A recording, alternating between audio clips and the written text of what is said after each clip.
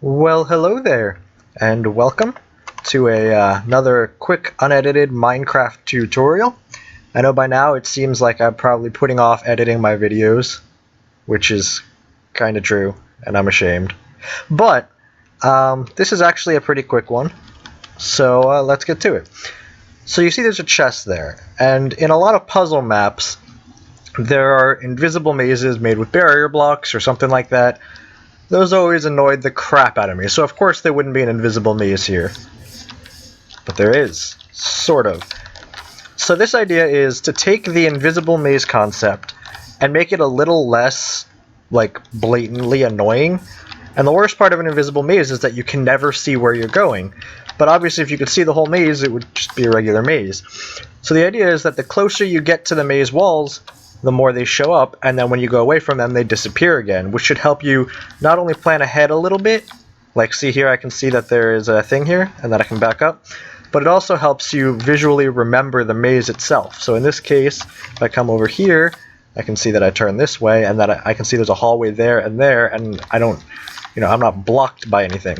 And obviously this is a simple little maze for the sake of demonstration, so not really a maze at all. And I got all my diamonds. Yay. And then of course I can get out of the maze this way, because again, just a demo maze. But yeah, so the idea is to find some kind of mix between a boring plain maze and an enormously frustrating and just obnoxious invisible maze, by having sort of a field of view for the maze itself. Okay, so let me get into game mode 1 and show you how this works. I've set this up so that it doesn't work unless you're in game mode 2, which is adventure mode. And the reason for that is any other mode you can see the barrier blocks, and if you want it to be invisible when you're not around it, that's not good for them to see that. You want it to be completely invisible. So in game mode 2, well, you'll see there's no wireframe. So yeah, this is really good for adventure maps and other maps that you would be in adventure mode for. So how this works, it's actually pretty simple. The first thing you're going to want to do is make your maze out of white stained glass. Now I use white stained glass. You can really use any kind of glass. You're just going to have to change one number in the code. But if I take some white stained glass here, yeah, and you just build your maze. And then you put these two command blocks in your world. Now this will work in older versions of Minecraft, not just 1.9 and its snapshots, but for those versions you're going to need a 20 hertz fill clock.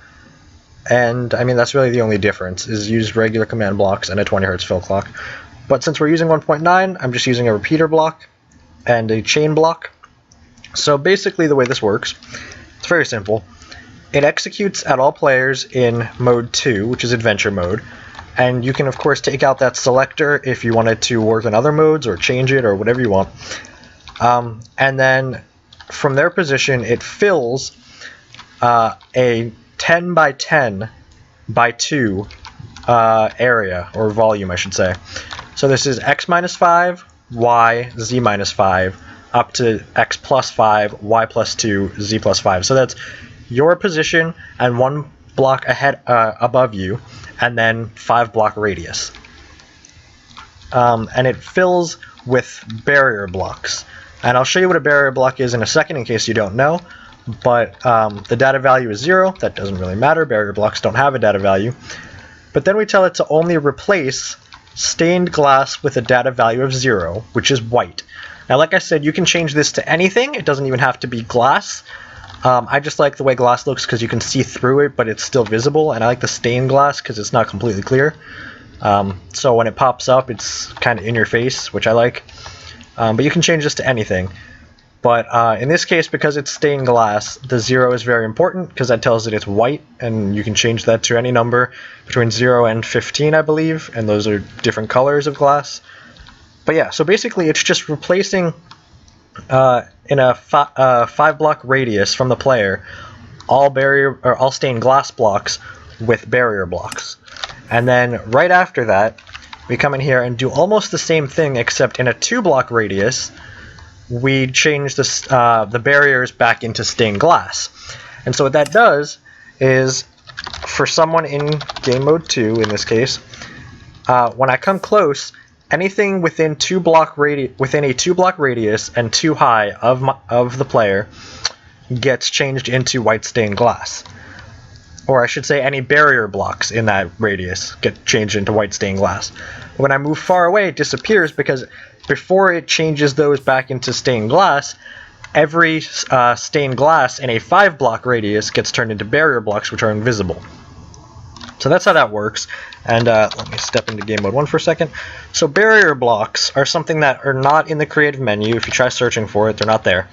You have to give yourself a barrier block by doing this. So give nearest player barrier. And if you press tab, it'll just fill that in for you. And that'll give you this. And this is a barrier block. And so a barrier block, I'm sorry about that. 1 second, gotta move my laptop. Alright, so a barrier block is invisible and indestructible to anyone not in creative mode.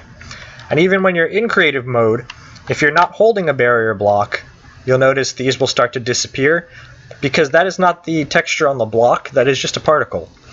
But if you're holding a barrier block, then all the barrier blocks start spawning particles so you can see them.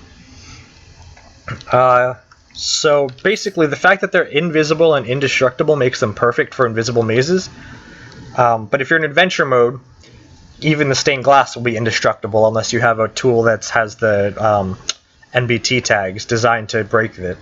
So, you know, it doesn't really matter about the indestructibility, but the fact that they're invisible solid blocks makes them great for invisible mazes, and really they're the only real way you can do it without messing around trying to kind of find workarounds that half work. Yeah, these are the best ways. So all this does is it changes your white stained glass in an area around the player into barrier blocks so that they can't see them, but they're still there. And then it changes the barrier blocks in a smaller area into white stained glass so they can see them, and so that gives you a sort of area field of view kind of thing. So if I get that out of my hand so they disappear, and switch back into game mode 2 just to show you again. 2-block radius is visible, 5-block radius is cleared, and without speed effects, I've tested it. It doesn't seem possible to run faster than 5 blocks a tick, which would be the equivalent of running like 100 meters per second. So yeah, without speed effects, that's not possible. Of course, if you're giving your player speed effects and you are a little worried they might outrun that 5-block radius, you can always change that to something higher. Just beware there is a limit to the fill command, though I'm not sure what it is. I'm pretty sure it's something kind of ridiculously high, but there is a limit, and the more blocks you fill, the more blocks you fill, the more it will lag when you fill them. So try to keep it as low as possible. And also you'll notice that there's a little thing here where it's filling blocks from your feet to your head. So if you're standing on top of the blocks, it won't fill them because they're underneath your feet. So, you know, you can change that as well by changing the coordinates in there that I have to set to the y value and the y+2. You can change it to like y-2, y+2 if you want a larger area. Again, the more you fill, the slower it will be, so I just didn't do that, and I would assume in your maze you wouldn't want players being able to get on top of the maze, but, you know, you can always do it if you want, suit your needs. So yeah, just a simple concept that I may or may not use in an adventure map if I do or do not ever have an idea for an adventure map. Or puzzle map, I suppose. Yeah, so until next time... Whoa, I forgot I had that diamond block in my hand. Until next time, keep pathfinding, keep redstoning.